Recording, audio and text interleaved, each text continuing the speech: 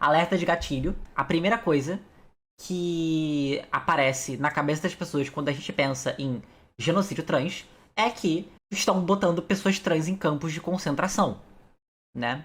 Só que essa não é a definição da palavra genocídio, né? E especialmente nos Estados Unidos, a gente está vendo uma campanha anti-trans gigantesca. E se a gente for olhar o que as leis anti-trans que estão sendo passadas lá estão tentando fazer, daria para enquadrar na categoria genocídio, sendo o único impeditivo que questões de gênero e identidade de gênero não são reconhecidas como possível alvo de genocídio, mas isso é só porque não foi escrito assim na ONU, tá ligado? Segundo a ONU, não foi escrito assim. Só que assim, continua sendo um grupo marginalizado que sofre preconceito e que pode ser alvo de medidas como essa. Então, o efeito prático ainda é o mesmo, mesmo que a terminologia tecnicamente não inclua, tá? Tem um vídeo muito bom e muito melhor sobre isso, que, assim, foi feito especialmente para isso. Eu vou deixar ele pinado aqui, tá bom? Ele é um vídeo em inglês. Primeiro, antes de qualquer coisa, usar o vídeo para pegar as definições do que é genocídio. Show? Show. Temos aqui as definições do que é genocídio. Quais atos são os atos que categorizam o genocídio? O primeiro é óbvio, e todo mundo já esperava esse, que é matar membros do grupo, né? Esse aí é o que todo mundo pensa quando pensam em campos de concentração, né? Então, esse aí é o mais óbvio e é o mais, tipo assim, conhecido. 2, desculpa. Causar dano sério, mental ou para o corpo de membros do grupo.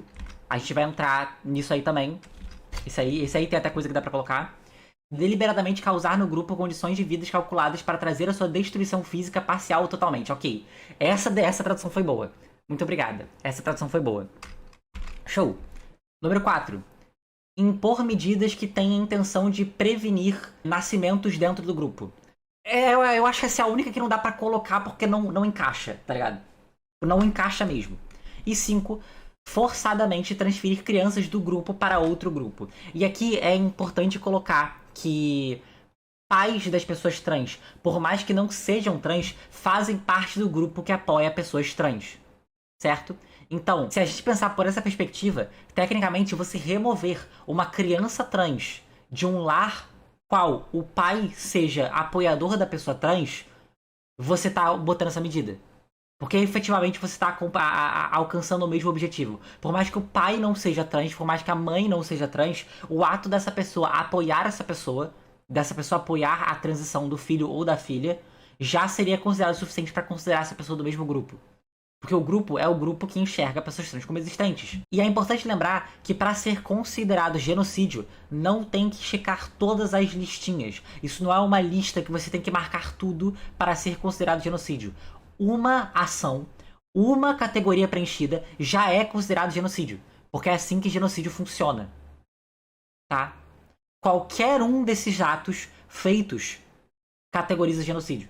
Por isso, o termo genocídio trans está sendo usado para falar dos Estados Unidos e das políticas que são usadas lá. Essa é a Erin Reed. Erin Reed é uma ativista trans. Ela é muito legal. Ela é maravilhosa. Bom, vamos ler. Mapa de risco antitrans legislativo de abril. Estamos cada vez mais próximos do CineD para muitos estados. Eu não sei o que é CineD, eu não faço ideia do que seja isso.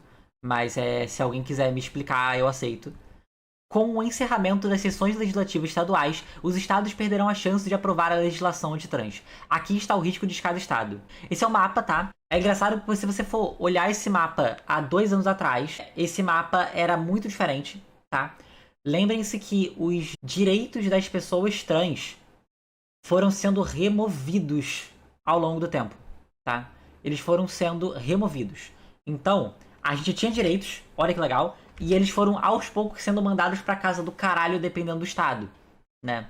Isso veio numa onda de, tipo, legislação, tentativa de legislação antitrans que tá acontecendo nos Estados Unidos. Esse é o mapa de abril, tá? A Erin tá fazendo esse mapa já faz um tempo e ela tá atualizando o mapa conforme a situação vai. A gente tem aqui a legenda.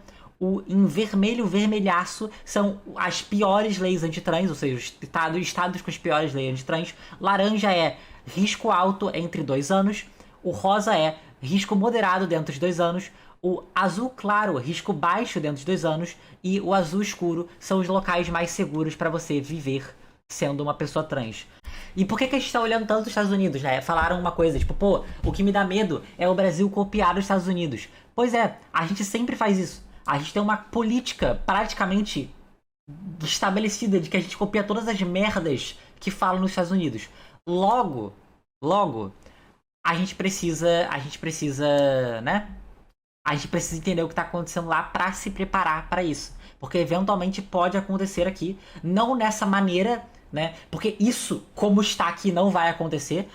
Os estados não têm autonomia pra fazer alguma parada escrota como essa, tá ligado? Tipo assim, não tem como, sei lá, no caso daqui, né, tem o Texas, mas não tem como o Rio Grande do Sul meter que vai tirar pessoas trans do estado, isso não é uma coisa, né? E lembrar que também isso seria. Algumas das propostas de lei que tem aqui seriam literalmente inconstitucionais no Brasil, né? Então, isso não tem como chegar da mesma maneira, tá?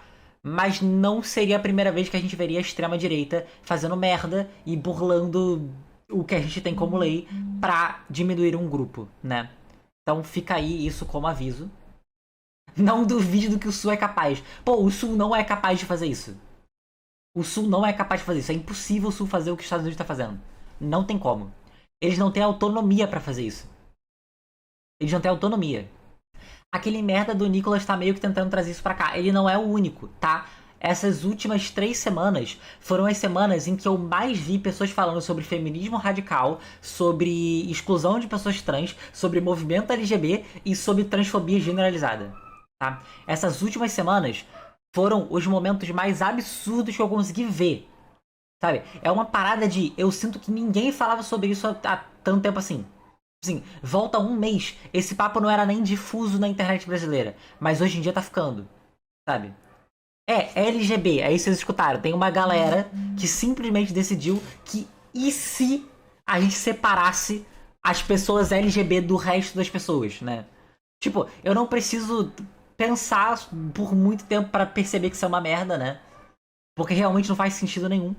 A exclamação significa que tem potencial iminente de aumentar a categoria e a de maisinho que tem de diminuir a categoria de risco, né? E sabe o que é preocupante? Chat, quantos estados vocês estão vendo que tem o símbolozinho de que tem chance de diminuir? Putz, não tem, né? Mas pra aumentar tem, né? Mas pra aumentar tem. Mas pra aumentar tem. Pra aumentar tem. Do caralho isso. Já já sugerem a volta do termo GLS. Caralho, eu não duvido. Porque as LGB também não são a favor das pessoas B. As pessoas B estavam muito tristes com isso, porque elas estão sendo colocadas numa parada que elas sofrem também, tá ligado? Tipo assim, pelo amor de Deus.